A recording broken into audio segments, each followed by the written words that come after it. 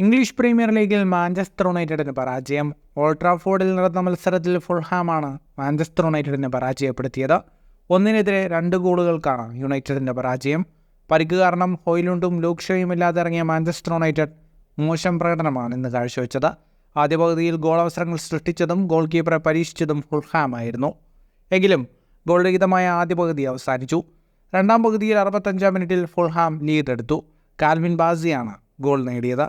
89-ാം മിനിറ്റിൽ Harry മഗ്വയറിലൂടെ Manchester United സമനില goal കണ്ടെത്തി.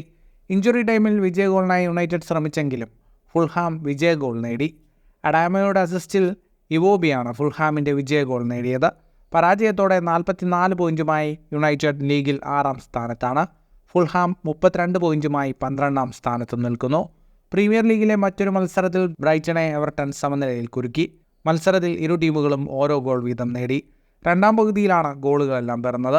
73-ാം മിനിറ്റിൽ ജെറാഡ് ബ്രാൻവൈറ്റിലൂടെ എവർട്ടനാണ് മത്സരത്തിൽ ആദ്യം ലീഡെടുത്തത്. 81-ാം മിനിറ്റിൽ ബ്രൈറ്റൺ താരം ബില്ലി ഗിൽമർ ചുവപ്പ് കാർഡ് കണ്ട് പുറത്തായി. 10 പേരായി ചുരുങ്ങിയ ബ്രൈറ്റൺ പരാജയം ഉറപ്പിച്ചിരിക്കെ സ്റ്റോപ്പേജ് ടൈമിൽ ഒരു ഹെഡറിലൂടെ ലൂയിസ് ഡങ്ക് ബ്രൈറ്റൻ്റെ സമനില ഗോൾ നേടി.